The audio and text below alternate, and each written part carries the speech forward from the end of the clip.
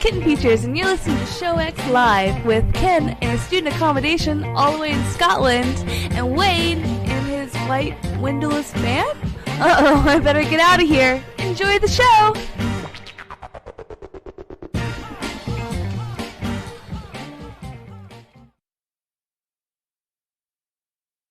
Hello, everybody, and welcome to ShowX on... Well, I always want to try to add it now for everything. On Twitch.tv, YouTube, on Mob Crush, on Facebook, on all the places that you can come and watch us as we get on the air and talk to you these days. Welcome to the show, everybody, and welcome to you today, Ken, as we're listening at, 2 p.m. Eastern, 7 p.m. GMT on this, the 19th of January, 2020. So... and every time you say the year, I'm like... Are you sure? Are you sure it's 2020? Admittedly, because it's the beginning transition of the year, right? So already I'm doing the little things like the transition into when every time I have to sign or document anything and stuff like that and start saying it, that there's those little tweaks where it's like, wait, yep, I'm saying 20 this time, right? Not 19? Because even when I went to label the show for today, for the episode number on it, having to put the 2020 in there versus... by default, because I've been doing it for a year, 2019 or 21 something, and having to fix it. So every time it's kind of like, oh man, that's right. So, but it's all good. How are you doing today, sir? Hello. Yeah, I'm very good. I would like to welcome to the stream the world-renowned, famous Mrs. Reed Sr., my mother. Do you want to give your full name? You're welcome to. Yeah, I don't mind giving my full name. This is Mrs. May Reed, my mother. And she's joining us live from Michigan today. I've flown over from Scotland especially for the show. Yes. We very much appreciate it. Welcome to the show, May. Thank you. Well, it's lovely to speak to you again, Wayne. I know, it has been far too long. I've seen little posts here and there, but we have not actually had a chance to talk for quite some time. So I'm looking forward to today for that. Well, you could always meet up in RuneScape or something. Yeah. Oh gosh, silliness.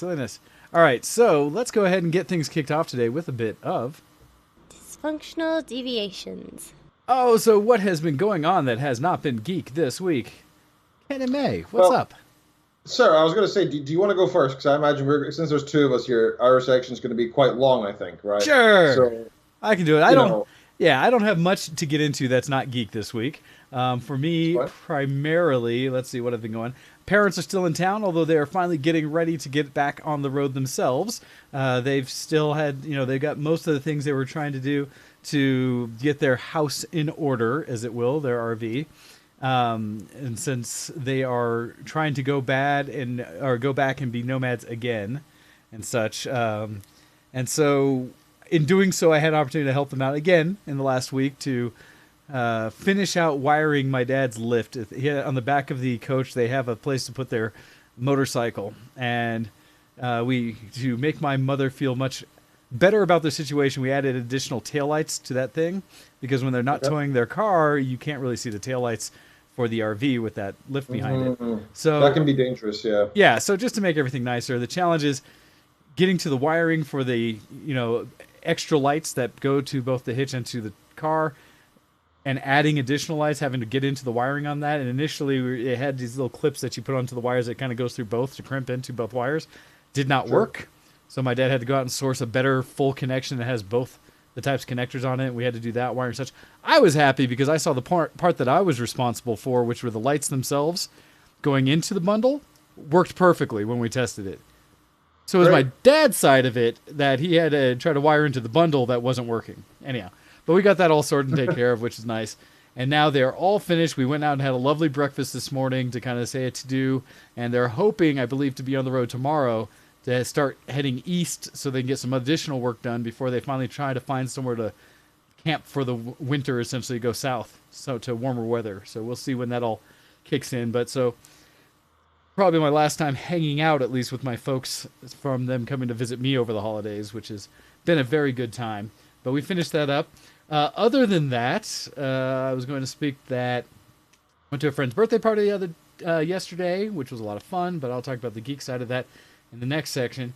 Otherwise, I'm throwing out there to everyone because it randomly hit. Netflix released a bunch of new series again, or like additional seasons of things that I've been watching. And one of the ones that came out again is season 4 of Hip Hop Evolution, which I keep throwing out there to the universe to say, if you even kind of like hip hop music, I highly recommend checking out the series on Netflix, Hip Hop Evolution, because it goes into the nitty gritty basis of so many aspects of hip hop music that I have turned into just really appreciating it even further. And I say this in the sense that, well, the seasons aren't long, so that's my one defense to this. I binged the entire season in a night again, and so I think it was only like, 4 or 5 episodes, but just like crushed them all real quick and was like, yep, dang it, now I need another season. But still watching Hip Hop Evolution and love it. It's the problem with modern TV, right? You binge the new season that you're super excited for, and it lasts 2 days, and then you talk about it for 3 weeks, and then you forget about it for the next year until it comes out again. You're waiting. Like it's what we were talking about earlier about people liking and hating that Disney Plus had been putting out things like The Mandalorian in episodes each week, because then it's that question of I wanted to binge it all in one night, but if I had, I'd have been done with it in one night and not had it for weeks like on end. It's because you enjoy it more over time, but we can't resist it. So therefore, they're just forcing our hands. So we have to space out, and it's not a bad thing, I think. No, it gives you time to consume, right? It gives you time to consume. I think when you're forced to have the gaps, it does prolong the enjoyment of it. Anticipation's a big thing, isn't it? And having to wait adds to the enjoyment, I think. Plus, I think you forget something more quickly if it's. If you watch all in one burst, like you'll spend like one day, one evening watching it all, and then 6 months down the line, 2 years down the line, you've probably forgotten it. But I think if you watch something over 3 years, one episode a day or something, you're probably more likely to remember it over time, right? I agree. No, I absolutely think that is the case because I can compare what I have experienced watching, because 2 shows that I'd watched that are episodic were The Mandalorian and his Dark Materials, which I enjoy both, versus me going and seeing where I binged basically The Witcher in all of like 2 days, I think, 2 or 3 days. Oh, yeah. Which was still great and enjoyed the heck out of it. But there are more details I probably remember from his Dark Materials and from The Mandalorian than I do The Witcher. And so I think there's truth to that. My mum actually watched Witcher as well, so that's something we can probably talk about in the Geek Cred section. Toss a coin. So no, it's good times. But that's pretty much what I had on top of my head for things that haven't been geek this week. Getting my house cleaned up and stuff like that, and I have some people coming over after the show. I am hosting, as a venue, my house. A friend of mine's going away that I've worked with and has been in the building with me for like the last 15 years or so, so not quite as long as I have, but I've known him for many years. He finally got a new duty assignment in the military, and it'll be heading off, and so we're going to sit around here and play board games this afternoon to celebrate that. Good. That's good. But that's pretty much what I got that's not geek this week, so on to you. How have you guys been doing? All right. We'll both go. We'll talk about the past. Okay. So you arrived on Thursday, right? Yes. So tell us about the flight, everything, what happened. From the start, you left from Scotland. I left from Scotland. Unfortunately, I had a cold. Ooh. And I went via Amsterdam. And coming into land at Amsterdam was an experience. I thought my head was going to explode. Oh, no. The sinuses were all blocked up. My ears were, So that was an experience, but one I wouldn't want to repeat. Oh, yikes. I was a bit nervous about changing flights in Schiphol Airport because it's quite big, and I came off the flight and was faced with all these signs with letters on them, and I thought, But once I took a deep breath and said, I can do this because Kenneth did it. Hey! If my idiot son can navigate through this airport, I have no problem. So after that, it was a breeze. Nice. I was really lucky in that my flight from Edinburgh took off early. It landed even earlier. Mm-hmm. The flight to Detroit took off early. Yeah, so I had to boost from the town that I live in over to Detroit to pick her up an hour early, effectively. So I got there in time, but then we had some issues finding one another. Yeah, so basically there's 2 terminals at Detroit that for arrivals, one for international, one for domestic. Yes. So understandably, I went to the one for international arrivals because she flew from Schiphol in Amsterdam. And we were video calling, and I was like, I don't see you. I don't know where you are. And then I was like, oh wait, you're underground or something. And Yeah. there was like a bit of back and forth. And eventually, I drove to the right terminal, then the wrong terminal, then the right terminal, then the wrong terminal, and yeah, it was madness. But in the end, we found each other and managed to drive back successfully. And that was your first experience of Michigan, though. Yes. The drive back, seeing the land. Yes. Yeah, I was gonna say, so I'm curious, man, to see, your interpretation or how you felt about it, because I've been in that region before, because I've been just north of Lansing, out in Mount Pleasant, where my buddy Chris Shady is from, and I've gone back and visited that area, and I've also been to Scotland and found the Kingdom of Fife and everything like that, so I've seen the differences in areas. And so what were some of your first impressions coming into what is essentially the northern Midwest of the United States and trying to drive out from Detroit into Lansing? I found it, well, it was dark as well, which... Yes. That'll yes. make it different, yeah. Yes. Very confusing. I had just about had a heart attack every time you tried to turn left. Because Your natural feeling. We don't have crossroads, right? We don't have these four-way intersections. Everything's roundabouts, so you only go the one direction.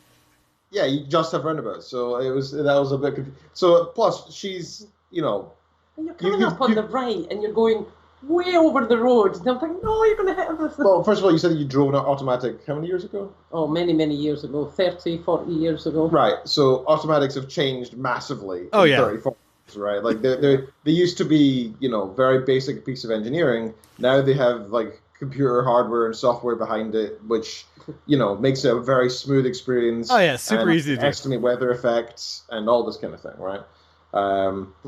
So, and like vehicle skid and everything. So, they're powerful things. And she was driving in what would be deemed the driver's side in the UK as well. that has to feel even more odd, that you should be in control, but you're not. And you said as well, right? I was sitting with my right foot On the accelerator. toes up, ready to use the accelerator, and I'm a passenger. And I knew I was a passenger, but I'm still...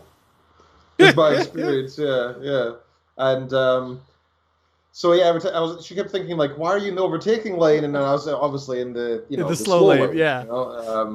Although I wasn't very slow. I also pointed out like everybody speeds here. Like not that I would. You have a speed limit, and then there is a grace period of how much faster you can go to it that everybody kind of just takes as the norm.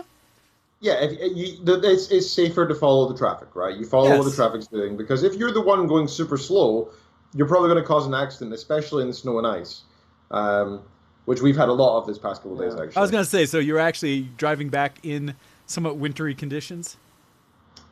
It wasn't on... No. It's been the past day, mostly. We've been driving around in winter, yeah. It started snowing Friday afternoon, I think it was. And it hasn't stopped, really. Yeah. So yeah, the drive back was fine. We got back. You saw the interesting road signs, which is very unique here because we don't have that in the UK. But you'll have some advertisements in cities. But like all the billboards and such? They just don't exist in the UK. And not unless you're next to a restaurant, that's it. And even then, they're quite small. It's more just like a self-advertisement or just the name of the restaurant, really. You guys don't advertise miles away the things that you could possibly come up to. In 40 miles from here, you'll have an opportunity to go to a restaurant or something? Well, it's these big signs that look like road signs, but they're actually advertising food. Mm-hmm. And you think... Yeah, I think in the UK we would deem that services a safety hazard, because advertisements on the road would distract your eyesight from looking at traffic, right? Wait, you mean big lit-up billboards that want you to read them off of the road while you're traveling would somehow impede your ability to drive? What is this you're trying to say? Are you not capable enough to deal with that? Well, we saw some drivers on the road as well. They're swaying back and forth, lane to lane, and some dangerous people who would like pull out in front of somebody else, very 2 feet from their front bumper. So dangerous. And I kept saying to my mom, like, look, this is going to look like I'm going really fast here, but I need to get away from that guy because he is dangerous. I don't want to be near him on the road. Like, I'm either going to go do like 50 miles per hour or I'm going to speed up a little bit to get past him. So we got back, and that was really most of the first night. We didn't really do anything once we got back. I can't really remember. Just opened the suitcase. Oh yeah. So had a lot of belongings of mine and Ken features to bring back to America. So my mum very kindly brought a suitcase full. So you did where you got to transport a suitcase of their things, so that while you're out there, you can do some more shopping to bring things back. You now have room. That's true. You could do that. Well, there's always the duty free, right? Also, Serthis in the chat said, was that a Gloryhammer reference? No, Gloryhammer references Scotland. Gloryhammer is a band that talks with the Kingdom of Fife. Oh, right. And Dundee and some gotcha. other places. But Gloryhammer it's not a reference to Gloryhammer. Oh, I didn't right? see. I totally It's missed just where that. we No, so Serthis, that was where when I went to visit Scotland, May was kind enough to play tour guide for me and take me throughout the Kingdom of Fife and show me all of that region of kind of where the Reed family and May's family had grown up to some extent. And so I got to see a lot of the Scottish countryside that was so pretty and wonderful. And so for me, that's where that memory comes through. So no, that's how I know Fife. Yeah, so the Kingdom of Fife is based on, the Scottish region of the Kingdom of Fife. It is literally, yeah. And Serthis says that the fictional version is better than the real life. How would you know? Do you offend where we both grew up and were born? We're born in the Kingdom of Fife. But it's Exactly. going to offend born and bred Fifer. Yeah. See, there you go. Don't anger the Scots, Serthis, just because we're on a different continent from you. It's funny because, it's me sharing those moments and trying to do some of the things that you guys relished in my experience of Scotland, of saying things like showing off the photo of me in front of the sign for, and I will say it wrong every time, Octomocty and such and things like that, and places that were just entertaining of all get out. So, but yeah, Fife is wonderful. Anyhow, so otherwise, though, the travel back was, assuming you made it fine, you're here, it's safe. But what did you think for because one of the things I note in America that a lot of people from other regions aren't used to seeing is generally just how open America can be, especially in the Midwest. How far you can travel between areas and really not see a whole lot of humanity if you're just on a road. Yeah. It's to an extent it's like that here in Lansing, but it really between here and Detroit, there's some fields and stuff, but that's not much different to Scotland. And I wouldn't say it feels empty because there's a lot of gas stations, there's a lot of little towns, and I think if you go further north from here towards the Upper Peninsula, then that is empty. It's more like the Canadian wilderness, right? It's kind of what it's like up there. Well, and it's not too crazy here. No. Okay, because it's not that you guys went. Oh, I'm sorry. Sorry, one abiding memory of the trip back from Detroit to here is looking out the window and seeing what I would describe as triffids, the water towers. Oh yeah. It'd be everywhere, and it's just weird. Yeah, we talked about this before, right? I pointed out how weird I found it was that there's water towers everywhere, and I looked up the engineering behind it, and the reason for it is if there's a power outage or anything, the water still has a lot of oomph behind it without the gravity provides pressure. Yes, so that it can travel to the different destinations, and it also helps prevent icing. The water towers thing is every small town should have its own water tower as a way to, one, if you need to put out fires, things like that, and like you said, power down stuff, to be able to provide emergency water, because it's not usually enough water to actually service people for a length of time, but it's to get through emergency things like that, as well as though just when you do lose power to still provide water to the community as a whole. And so it's traditional that almost every small town has its own water tower. And as you get to bigger cities, they'll still have them, but they tend to be more central and higher elevations. And usually bigger cities don't have them as much. It's strange as well because we've seen that there's some, like Sears for some reason has a water tower here. Don't know why Sears needs a water tower, but it does. So that was Thursday night. On Friday, I was at work during the day. But Kitten and my mum came to visit at lunchtime. We went out for lunch. Nice. We went to, it's a student place. It's a mixed buffet place. Yeah. Tell us your experience with it. No. Well, no. So May, where did your son take you for lunch? Well, I don't know what it was called. Rhodey's Square. Rhodey's Square. I have to say we went and you pay for entry and then you can eat and drink whatever you like in this place. Okay. So we found a table, and Kitten Features and I went to look for some food. And after some time, I arrived back at the table and said, I need a break. And he said, where's your food? And I said, no, can't do this. In Scotland, if you went to a buffet place, it would be a third of the size, 3 times the price, and the quality would be much worse. Oh, yeah. That's just... Not necessarily. Yes, it would. Come on. Chinese buffets, world buffets are well renowned for being really bad. Right? They're, like, there's a reason that people always make jokes about the chicken being pigeons and such, because often it is. Like, the size of them are like, that can't actually be a chicken. Those are the remnants or the things you would get elsewhere in bulk. Well, it's just the meat's so dry and a weird texture, and it's probably been re-cooked 3 times. It's just weird. Oh, see, this is one of those things, right? In America, we do quantity right. We will feed you until you cannot physically put more food in your face, and it'll be decent food. It may not be necessary here. Normal meals are already stuffing you. You know, you don't need to go to a buffet. Yeah. But, no, I was overwhelmed by the choice. There were so many stands, so many different types of food, and if you stopped at one stand and looked, there was still so much choice in there. It was just wow. So we eventually all got some food and had different things, and it was all fine. This is where things sort of took a turn in the past few days. So Kitten and my mum went back to the apartment by Uber while I went back to work. Okay. And just as I was entering the door to work, I got a phone call that said the dogs have fought again. Oh no! Yeah, and you know, the first time it was like we said it was like a perfect storm because they both got access to the bin, which was high quantity and high quality food because both human food. So they fought each other over, because they're both rescue dogs. They fought each other over this high quality, high quantity food. This time, the bin was not invaded. There was no food. They just fought each other because we assume now, based on what we read online, that they've now developed this relationship where they think they can fight, right? They've learned that they can do it, and now it's a battle. When they're alone, that's what they do. They've learned they can fight each other. So we looked around, we thought about it, we looked online, and we came to the decision.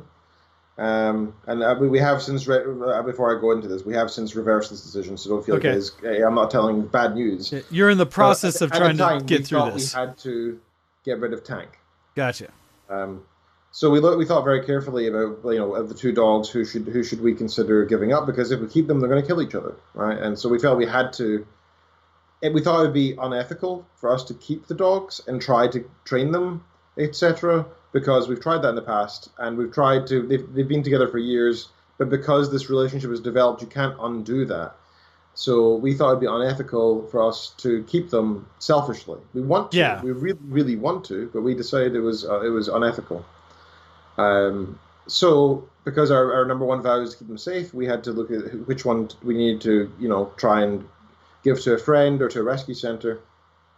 And we said, well, the obvious choice is the instigator, which is going to be Tank. So we not just that. He's more acceptable for rehoming. Yeah, that's the other thing, is that Brutus, our second dog, is a staffy, or at least in part a staffy, and they fill rescue centers. Like, if you look at a rescue center, they're filled with staffies. They're more likely to get put down than any other dog in a rescue center. Gotcha. So we figured who would have the best chances if we gave away, it would be Tank. So for the safety of both the dogs, we figured that giving Tank, and this is not a way of, this is no favoritism or anything like that. It was just a case of, how do we best look after the dogs? Yeah, you did this with careful consideration. This wasn't just you were really trying to figure out the best course forward. I mean, we had Tank for 5 years, so this was an incredibly hard decision. So this was about 3 o'clock, 3:30 this happened. From then until about 8:30, we basically just sat on the floor and cried, all 3 of us. We just lay there weeping, hugging the boys, cleaning all of their wounds, and just feeling terrible.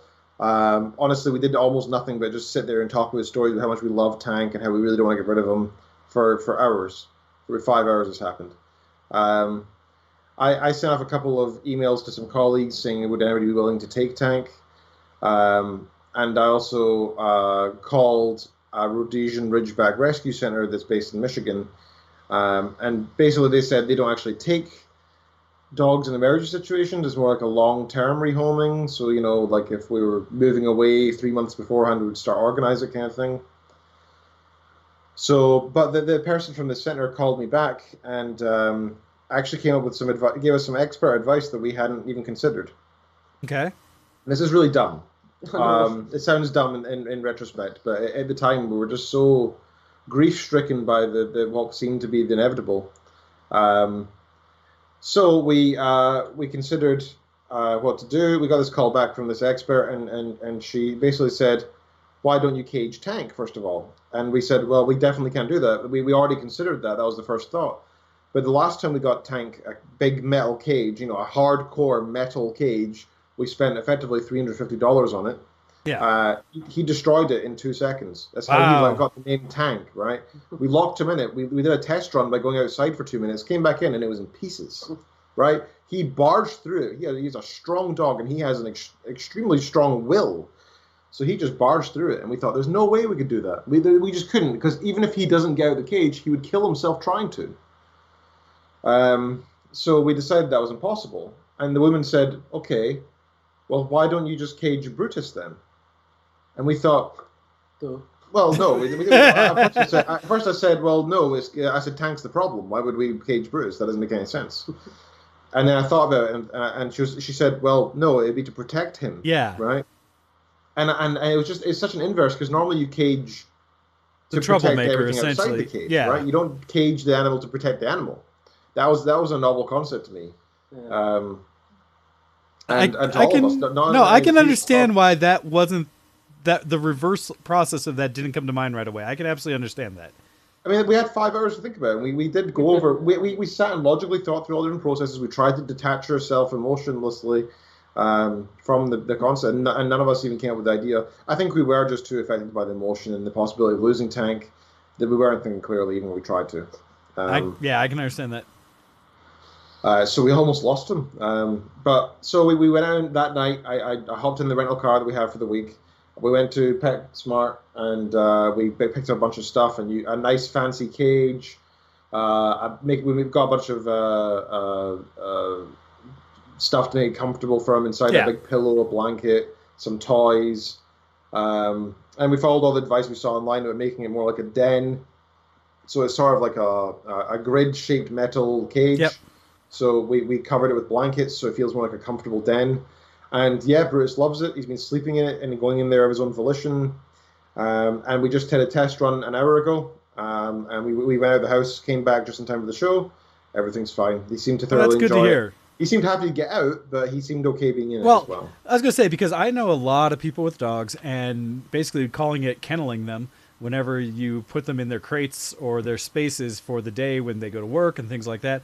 And to the point where I know a lot of dogs who they see that as their comfortable getaway space. And so I've known a ton who, because they'll also do it when they go to bed and stuff like that. And a lot of people I know will be like, all right, bedtime. And they run into their kennel all comfortable and ready. And they're sitting there like, all right, I'm ready to go to bed and such. And so it's a very common way to deal with that kind of situation where you have to in some way section them off from a location of the house. Because even just dogs who don't fight but will potentially tear up the house, things like that, when people have had dogs that'll rip up, all the thing from like chew through walls and stuff like that. Well, that's why we originally did it with Tank, right? Like Tank originally was destroying stuff. We used to lock him in the kitchen. That was going to be his place. We didn't realize, even though he's tall, we didn't think he'd be jumping on the counters, but he would get right up there. Like he'd be opening the cupboards that we struggle to reach because he'd climb on things to get to them. Like he's a menace. He's so intelligent. Like I remember he got to this chocolate. I don't know if you remember. This is a show about. Oh, I do, because I remember you freaked out about. Yeah. Yeah, he broke into this chocolate cake mix, and to open it, he shook it around, and the whole kitchen, like the walls, the floor, were just caked in this chocolate cake mix with urine. Oh man. He was a devil dog. He really was. He was such a menace. But eventually, it was actually my dad who came up with a solution. He said, well, why are you locking him in the kitchen? Why don't you lock him out the kitchen? Similar problem, right? So yeah, the solution for Tank was no cage, no locking him in the kitchen, give him free roam in the house, and actually he's quite comfortable then. He just needed the space. And I think that's kind of partly why we didn't consider caging Brutus, because we've learned that cages with Tank were a really bad solution. He could not be contained. He hated it. But Brutus seems to be really enjoyed. Okay. So our Friday was spent mostly doing that, and that was a really hard day. And I was we kept saying that we felt so bad that my mum was here at the time. Not that we were happy to have you here, but that you were here to basically help clean up the blood and the stains in the walls and the carpet while we wept on the floor by the fact we're losing our dog, right? I mean, it was not a fun day to spend on your holiday. that is unfortunate. Yeah. So that was Friday. When we came up with a solution, things started to lift up. We did receive some more sad news over the weekend, but I'm not going to go into it. Okay. So Saturday, what did we do? Hey, we went to the shops for a start. I went to visit Walmart. So, First May, time. what was your impression of our most prominent big box store, Sam Walton's creation, Walmart? Well, I was a bit bemused when Kenneth explained the greeter, because the greeter was stopping people coming out the way, which made no sense to me. Our equivalent of Walmart, or part of Walmart, would be Asda in the UK, and there we have greeters, and greeters say, "Hi, how you doing? You need any assistance?" as you go in. They don't talk to the people leaving. Gotcha. But, it was rather interesting to see that they like to check your receipt against your purchases to make sure they match. Yes, that has been a method they do to help deter theft in general. And I imagine it works quite well. And when I went to Costco for the first time, and that's the first time I experienced that, the guy said to me that it was because they want to make sure that you got all the discounts you got as well. So if they look at your receipt and they know of a discount or whatever that's on, or a sale that's on, or you've been overcharged, they will actually try to help you get that undone as well. So I think there are potentially, I mean, they might be saying that to try and put a positive spin. I'm sure that's part of it. But I imagine that is part of their job as well. They probably have saved some people some money who are legitimately leaving the store. It's almost a reward, right, if you think of it that way. But I understand the need for it. I mean, it must be a problem enough to hire people and give them living wages and pay for their health care and such. If you, to do it, right? That must cost probably hundreds of thousands of dollars, if not millions a year for all the Walmarts across the U.S. to have greeters do this. Well, the challenge is because I will tell you that in certain locations, I have known of Walmarts where theft was not just kind of an issue. I knew of places where people were blatant about just walking in, grabbing a television off the shelf and walking out of the store with it. And mostly because the people in Walmart were most often not allowed to really respond. They couldn't go tackle someone or anything like that. And so it's just a way, and so it is a real challenge. There's also a thing with, they still can't do that. And you'll know you're in a different type of location where theft is more of an issue and how it happens if there are actual badged police officers wandering the store as a deterrent versus just the greeters. Because I do know areas I'd go to where in the Walmarts where you're at when you see officers in the store as part of their regular duty. Yeah. Well, that's what we actually went down a couple of makeup aisles and we saw that camera that made the loud noise of ding, ding, yeah, we see you, and it has recording in progress, flashing red light. We see you. Hey, we see you. That's weird. That's a bit off-putting. Well, again, it tells you that they've had enough of an issue that they want to make sure it's prevalent, that they say, look, we are paying attention. And it makes sense, right? Because makeup's expensive and it's small. And so if a targeted item, that is something that can happen. It's real easy to put something in a purse or in a pocket somewhere and be like, no, this is mine. I came in with it. Things like that. I just find it funny that there's theft in Walmart when everything's so cheap compared to the UK. So you come from an outside perspective, right? You come from an outside perspective of quantity and pricing of the kind of things you can get. Where here in America, when by comparison, things are ridiculously inexpensive, right? And I was curious, May, if you've experienced anything like that, where you saw something in the store and looked at the price and were just kind of like, really? Was there anything that... TVs. I can't fit it in my suitcase to take home with me, but... Sadly. I will say... They're enormously huge and they're so cheap. Uh-huh. That is probably the number one thing I've seen people that come over notice, because I think everybody has purchased a TV of some sort at some time in their life, and they've seen the sizes. And so when they come here by comparison, and Ken and I talked about it from when I did come visit, how going to your local big box store or the equivalent and seeing the TVs for sale, I was remarking at, wait, you guys only sell up to like the biggest TV sells like 50 inches? Yeah. How? I mean, we have 85-inch TVs and things like that. You know, CES this year, they showed off a 150-inch television.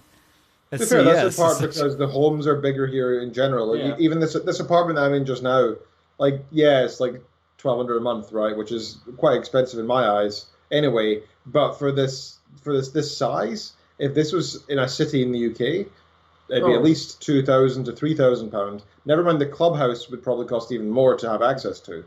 Like, this would be impossible for us to afford in the UK. Yeah, and that is something that a lot of people don't understand if they haven't traveled and kind of seen what is the norm in different places. And because that's the same thing, like for May, something else you might note that I saw the differences is like the type of vehicles people drive. Where traditionally in the US, you get this idea that everyone drives big pickups. But that a lot of times comes from the comparison to other parts of the world where that's just not a type of transportation that any individual owns. Like the lorries and the service vehicles and pickup trucks that people would own, even in the UK, tend to be significantly smaller. And I noticed it like majorly different when I went to Tokyo, when I went to Japan and things like that. That because I'm born and raised and grew up here, those I understand of people who haven't traveled, it's just the norm. We're used to these larger, you know, more expansive things throughout America, throughout the US. In many varieties, not just apartments, vehicles, fridges, microwaves, ovens, washing machines, tumble dryers. Like, washing machines in the UK, on average, you need to run several times a day. Oh, geez. No. Here, it's like every load is like, I wait for weeks until my, a certain type of clothing is empty or one of my hampers is full. Like for me, I separate my laundry into multiple bins. Like whites, tend to be darks and more red type thing. I separate out, and I wait to do laundry until one of them is full, right, completely, and then that's one load, and go from there. And so it is interesting, but it's fun for me to always hear those little nuanced differences that most people, if you haven't done those trips, would never even understand or know are differences. Yeah. So what else in Walmart took your, surprise? Oh well, I have to mention. I was bemused beyond... No, I don't... Guns. Like, the bows and access... arrows, hunting knives. And a very helpful assistant who said, if you want to see anything, I'll happily take one out the cabinet for you. Well, he saw my mum taking some photos, right? Because she was trying to like show my dad, right? To be able to share it back home. That's crazy. And the guy was like, gave us a look, and I said to him, "We're from Scotland. This is crazy to us." And he went, "Oh, I understand. Don't worry. It's okay. If you want to see, I can take out the cabinet for you." It was very kind of him. But I think he was just giving a bit of a strange look because walking around taking photos of guns probably looks quite weird to the locals. They're just used to having them available, so they're like, "Yeah, this is normal. Why would you care?" yeah, probably right. Yeah, why taking photos of that? It's like taking photos of tins of soup. What's the point? Oh, but it's amazing because these hunting knives are just hanging like normal tools, and you can't buy things like that. They're just not. It is a tool here, though. It's literally a tool. It's not a weapon. It's a tool. Well, hunting knives are something you just carry because you may be out hunting. You may need them in your daily job life. Especially people who are farmers or doing those kind of service things and stuff like that. Yeah, absolutely normal. When I was a child, we used to carry knives, like pocket knives, pen knives, I suppose you would call them. But they were banned as well. When I got into my teens, you were not allowed to carry that. But we used to sharpen pencils with a knife. But they banned all knives. You're not allowed to carry any blades. Well, here in Michigan, there are knife laws. You're not allowed to carry a knife in concealed carry that's more than 2.5 inches. Yeah, normally we have like a 3-inch blade law or something near that. I think, yeah, I don't know what the exact measurement is, but yeah. Well, yeah, it's been done when you're allowed to carry guns. But we actually have quite sane laws regarding driving as well here with weaponry. You can't have any knife longer than 2.5 inches within hand's reach in a vehicle. Same with any firearm. So sensibly, they need to be in the boot of the car, and I think that makes sense, right? You saw me today. I was carrying around. I have a knife that I got this I think it's 3.2 inches, so it is over the limit. But I open carry it, so it's fine. I have it on the outside of my jeans, and that's okay. But I realized when I got in the car, I was like, I can't have it while I'm driving, so I handed it back to you to put in the boot for me, because I don't want to get stopped and have to, explain, get arrested for being a felony, through. right? That's a felony. That's a big deal. Yeah, you definitely don't want to commit any felonies, definitely. The therapist in the chat says, a license for a permit for a butter knife in your kitchen. That's kind of the often the other parts of the world look at the UK, right? Because we have they see us as a nanny state, right? We have very, very, yeah. I mean, buying sharp knives like kitchen knives, etc., you have to buy them packaged, so they're sealed up in plastic, and you can take them home like that. That's perfectly okay, but unwrapped stays in your kitchen. You definitely don't carry it anywhere. I mean, of course, it causes a problem with ski and do's. Yes, if you have the traditional Scottish knife that goes in your sock at weddings and your tilt. Gotcha. That can be a problem, but generally speaking, traditional dress is exempt unless you're going into a club. Interesting. That's usually the only time that no knives are allowed. And the same with if you are a worker, you are allowed to carry a knife, so long as you're currently in working hours and you have a good reason to explain if you're stopped, right? So if you work in Amazon warehouse and you box things all the time, yeah, having a knife is sensible, right? Of course you should be carrying a knife. I used to carry a knife when I was at work at Hewlett Packard because I worked with printers which came in boxes. I need to open them all the time, so I'd have a little knife on me. Technically, you don't need to be carrying it. You can leave it in the workplace. So it's easier. No, I used to walk around different places at work. Though. So it's interesting, right? Because from us, we consider a pocket knife, so something you can fold and put in your pocket, as an everyday tool. And it's something that you could use at any point. And I mean, it does not even make my mind flinch to see someone pull out a knife and open something or whatever. It's just a very common thing for the pocket knife here in the States. And that, from us, I think it goes all the way back to a lot of our origin of being when we settled the U.S. things like that. Knives are a very useful everyday tool, and they never stopped being so. And because there's times just in everyday life where pulling out a knife and just cutting something is so convenient that it's not a big deal. Now we still limit in the sense that we won't let people fly with them and things like that. Although I was having a whole discussion today about how that's a bunch of tomfoolery and doesn't really save anybody. But no, it's the idea of it, right? It makes people feel protected. Yes, that exact thing. In reality, I think somebody who's trained well enough could probably take over a plane with a nothing if they really wanted to. Yeah, as opposed to some idiot with a knife. At breakfast this morning, my father and I had that very specific conversation because we've both trained martial arts in the past and things like that, where we were joking about the fallacy that the TSA does anything for actual protection. And basically it's just stating that, it just makes people feel better because, yes, if someone were to try to take over a plane with a box cutter and I were there, I have multiple means at which I could do to disrupt what they were doing, right? And I don't need any weapon on me to do so. Anyhow. A gun's a different thing, right? But a knife, dude, if you're trying to take on 300 people and a couple of pilots behind a door that's locked with a butter knife, good luck, right? It's silliness in many ways. So that was a fun discussion we had today. But so May, with Walmart as a whole, because I do love Walmart being kind of a focused experience, if you will. It's specific, and it's something that a lot of people are aware of, and therefore it makes sense in my mind to kind of use that as a way to facilitate the kind of that discussion about what is different that you've noticed and things. Was there anything else because knives, that makes sense. Anything else you saw that was like, yep, that is just so foreign, if you will, to what you're used to in your daily sensible life? The range of certain things like creamers. Yeah, creamers. The creamers is something that does exist in the UK, but it's not at all popular, and it's only used if there's absolutely no alternative. Powdered creamer is very common in the UK. Not common, but it's No. it's like if you work on a construction site, you'll probably find creamer there because it's unlikely that they'll have a fridge. So Okay. yeah, but like if you go to anybody's kitchen, nobody will have creamer. Nobody uses Gotcha. it in their home. Well, because you tend to use traditional, like, actual milk cream type things, right? Yeah, we have fresh milk for everything. Yeah, Yeah. Yeah. Fresh milk that doesn't last very long. because it's only pasteurized, not ultra pasteurized. Yes. Like, but you guys don't want your milk to last months at a time? No, we're quite happy. It only lasts a few days. Yeah. Yeah, well, that's the thing. It's quite common in the UK to do a food shop once, maybe twice a week. That's kind of the norm as well. Whereas here, we do it once every 2 weeks at least, at most, really.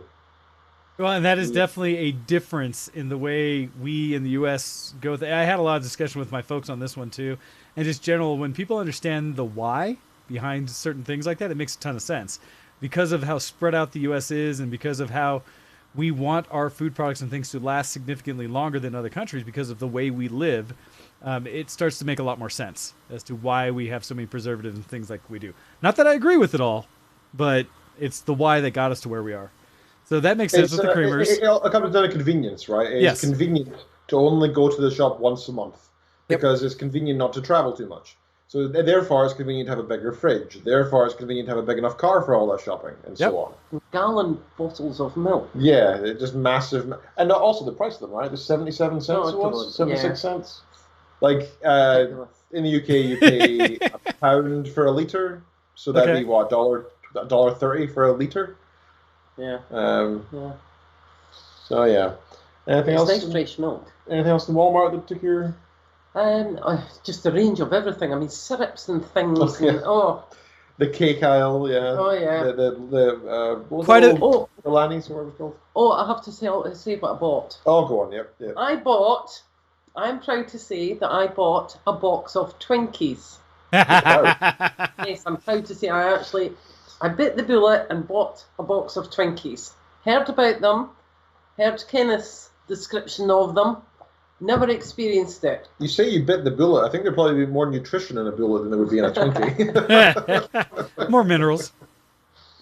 And I have opened that box of Twinkies, and I have opened the plastic wrap around one of these Twinkies, and I took a nibble, and I thought, tastes a bit artificial.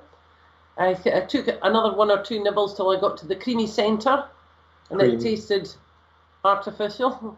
And as you said afterwards, I also got a bit of plastic in my mouth and thought that was part of the cake because it all tasted the same.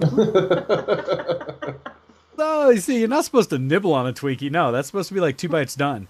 You're supposed to like open it all up and then just smash half of it in your face so that you get the full range. Kim was saying that when she was younger, she ate an entire box in one greedy go, and now she can't eat Twinkies anymore. They're just like a no-go.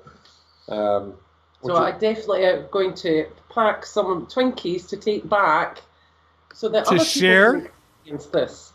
Yeah, so that my dad can have. That's what I was saying as well. I mean, like, if you give it to a dying man, they're going to live forever, or at least they'll be pre-embalmed, right? I mean, that's the good thing with Twinkies.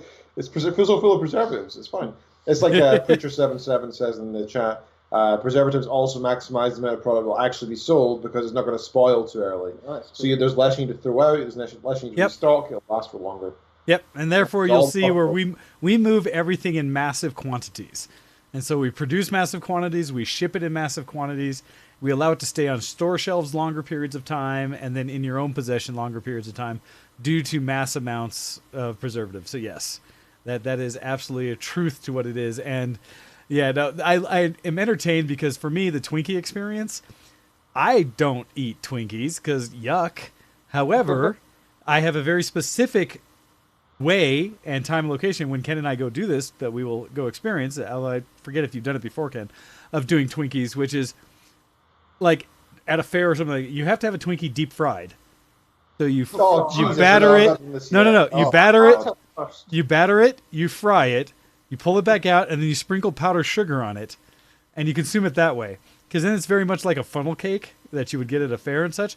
I will tell you, Ken, it's a different experience. That deep fried I bet it is. Oreos, I bet it is, yeah. deep fried Oreos, anything else you can deep fry. But that is the only way I'll have a Twinkie, and usually once every 4 or 5 years, or whenever I go to CES, is like when I will make a moment, go to the old strip and get a 99-cent fried Twinkie. But other than that, no, I do not recommend. Did you not slag us off in Scotland for deep frying Mars bars? Hey, what my comments on everything that is fried in Scotland is to say that you are far more similar to the U.S. than you'd like to admit. In that No, everybody... but we have good reason for it, right? No, The you don't!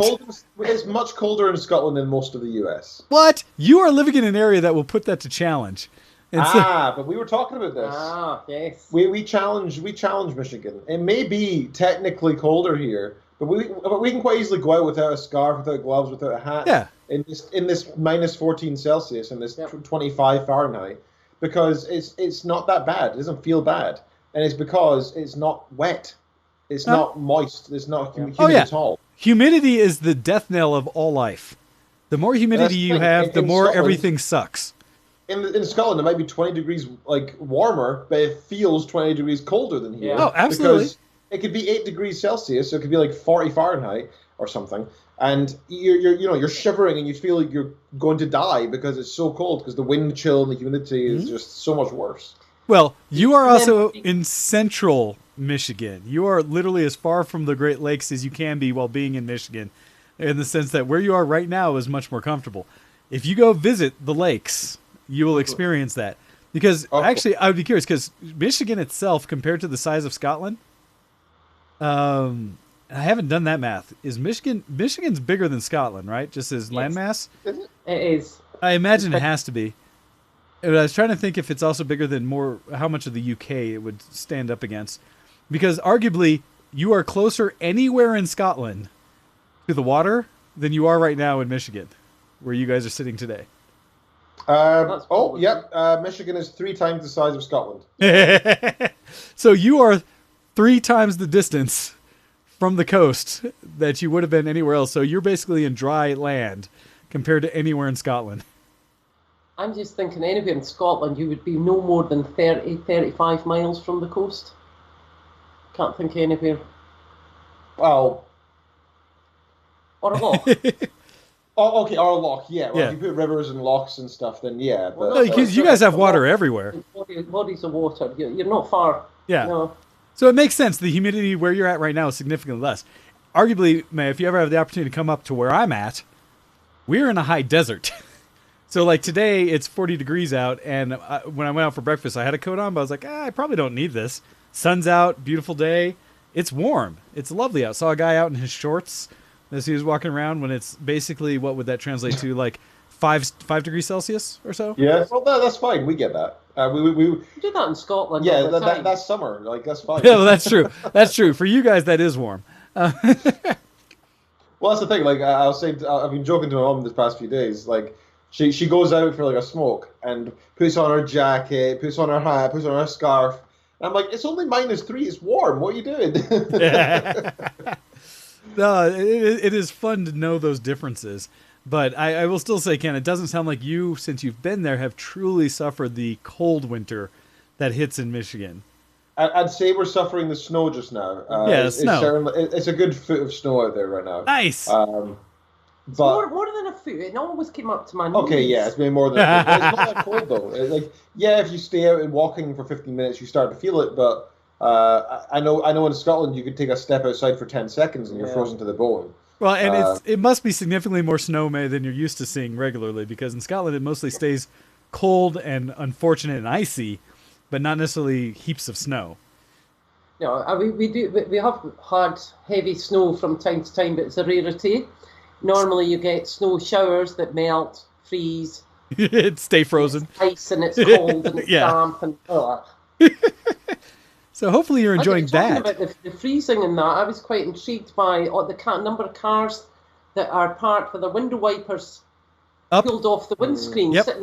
That's a prank thing in Scotland. If somebody does that, it's somebody really? that knows your car and they pulled the windscreen wipers back off your windscreen. To annoy you, yeah. To annoy you. So that when you get in, you go, and they have to go out and Oh, get no. you out. We do that here because that way you don't freeze to the window.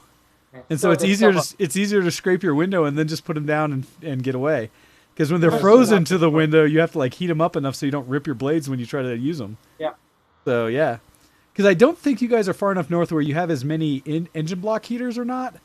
Because that's something I mostly have seen in Canada and heard about in Alaska and other places that are more perpetually cold. But that'll happen too, where you'll see like a little plug sitting outside of the engine in the grill.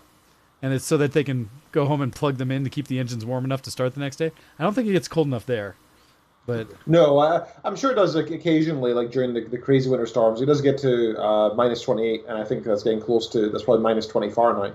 So it does get very cold here.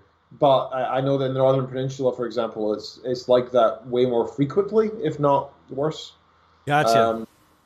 So that was what we did on Saturday. We went to a Chinese store. Oh yeah, we went to the Oriental Mart. Okay. Oriental Mart, yes. And my loving son challenged me to buy something that I wouldn't normally. Oh, but it's because we have like Oriental stores in the UK, right? Okay. They exist, but they're normally the size of this room. They're usually tiny, right? Yes. Because the Asian population of Scotland is fairly small, and if there are, like for example, my previous town, Stirling, had a very high Asian population, so there's a slightly bigger Asian store that really wasn't that big. And it also missed out a lot of stuff. What you can import is heavily restricted in the UK compared to here, right? Here it seems like there's no policy really. You can kind of import whatever you want, comparatively anyway. Because we saw stuff like whole duck, right? Ah, yes. Duckling. It's just frozen. Its neck. Yeah. It's called the squab. Its neck was like twisted back onto its body, plastic wrapped and then frozen, which personally disgusts me. Not because of the cultural aspects, but because more the pescatarian aspect. And we also saw that there was a live fish tank where you can sort of point at what you want to kill. Thank you very much, Nick Zon, for liking the stream. What else did we see? Well, we met this lovely old gentleman who told us the best way to cook chicken feet. Yeah. Yeah. Which was interesting. Honestly, if I ate meat, I was like, this guy knows his stuff. Yeah. I would totally follow those instructions because then it sounds quite good the way he described it. He was a really nice old man. He was squeezing through the aisles, and he came up. Thank you very much, Matt High, for liking the stream as well. He came through the sort of like the little tiny store aisles, and he was like, he in sort of broken English, he tried to describe the best way to season and cook these chicken feet, and it was a nice experience actually. He was a nice old man. He was lovely. So what else did we? So anyway, he challenged me to buy something that would be different, outside my comfort zone. Shall I hold it? You may hold it, but you have to move it so that they can see. Okay, so this here is, what is it? Go and tip it up. Oh. It's a drink. It's tadpoles. Oh, is that let's see, what's in there? Normally I would say that'd be a bubble tea type thing with a bunch of like tapioca bubbles in it, but it looks like it's got more solidity to it, so I'm not sure what those are.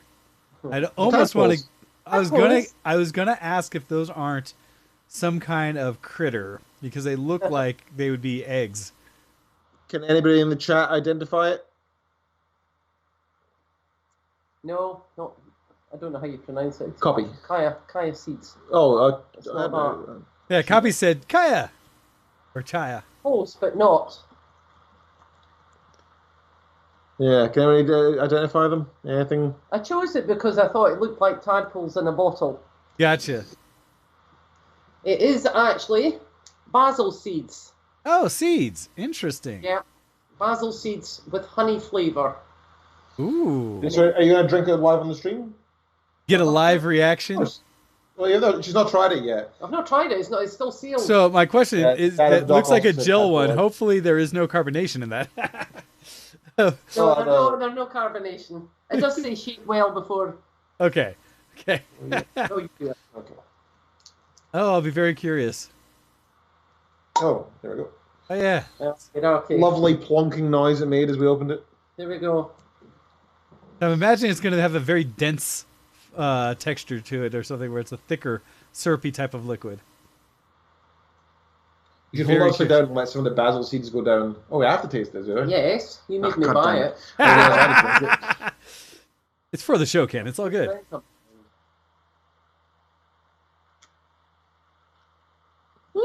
It's actually nice, isn't it? Yeah, I'm That's a usually. that's a really strange flavor. I didn't expect it to be. I've never had sweet basil before, but it actually works really nicely.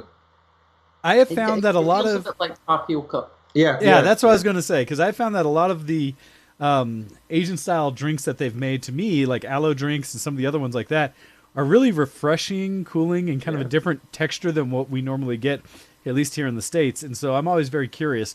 And we have some pretty large Asian Mart type places to go shop where you can check some of those out. I've not had basil seed, though. That looks interesting. So there that's was so pretty many cool. drinks there that were very unique looking, different flavors. The thing that really tempted me, but it was a little expensive, they have these sets of fresh tea. Oh, yeah. So rather than having the dried leaves or the dried mushrooms, which they have there as well, you can make tea out of, or dried seeds, they had this section that was jarred tea. Interesting. So you'd have, for example, a jar of ginger tea that's like concentrate. So you take a tablespoon of this sort of like semi-minced but kind of whole ginger that you put into a cup. Okay. And you add honey and some hot water, and I thought that looked absolutely delicious. And they had plum tea as well. It all looked it looked really tasty and syrupy. But I held back because it was about $13 for a little jar, so I didn't think it was worth it. That's tough to try out at that one. It's kind of like you'd hope someone would give you the opportunity first, and then you could say, okay, I did like that. Let me get some. I have to say that is one of my favorite things about the US is that I've been trying a lot of new things. I've been going to new restaurants. Some of my friends internationally have been letting me taste some things they've made. I mentioned last week, 2 weeks ago, I tried mate, which was enjoyable.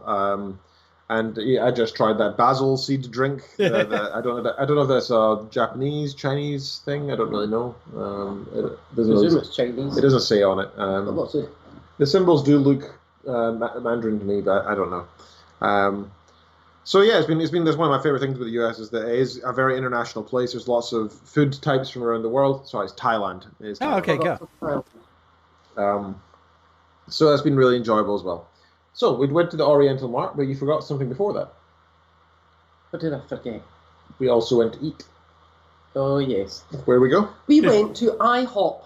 Hey, Like, the International House of Pancakes. Yes, Yeah, pancakes. Yeah, exactly. Which stands for International House of Pancakes. Yeah. Yay! So that was an interesting experience. Interesting. Okay. So my mum likes sweet things, but not the kind of level sweet that America has. What are you talking about? It's not like every single thing we produce in this country has syrup in it or sugar or something. It doesn't? What doesn't? The water. The water just has lead and mercury here. Well, up in your area especially. Yeah. Near Flint does, yeah. Yeah. I have heard many, many times that what people consider sweet in the rest of the world is what we consider bland and just average. Yes. So how did you like your breakfast cakes? Well, I had what was it, a 2x2x2? Yeah, two. I read the menu carefully, and I ordered my eggs over easy. Okay. Is that right? Yes. Runny eggs. Yep. Yeah. So my eggs were lovely. A bit odd eating sweet pancakes with fried eggs and bacon, and then pouring syrup over them just to sweeten them up. To bring it all together. I had to kind of force her hand to say, like, look, you can't just have the bog standard syrup.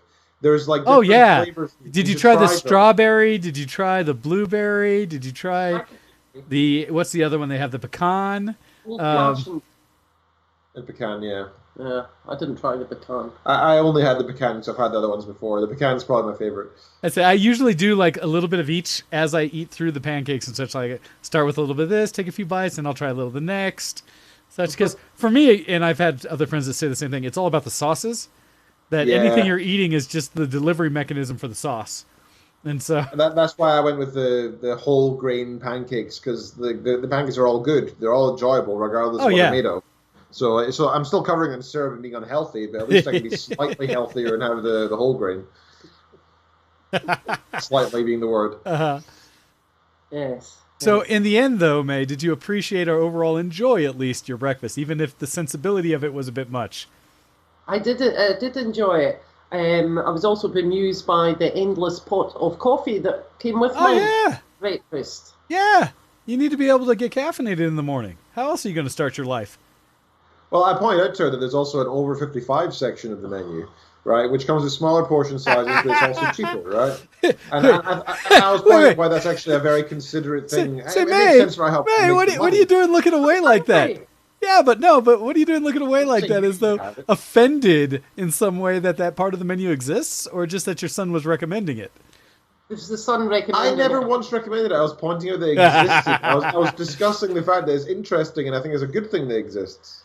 Well, consider it, right? Because if you look at the traditional portion size that we do in any of our meals here in the United States, that it is sometimes more than a person can have in a sitting. And especially as you get sensible and wise and older, you may look at that and be like, well, that's silly. I don't need all that. I was ordering a 2x2x2, 2 pancakes, 2 fried eggs, 2 rashers of bacon. I can definitely eat that. So I didn't need a 1x1x1.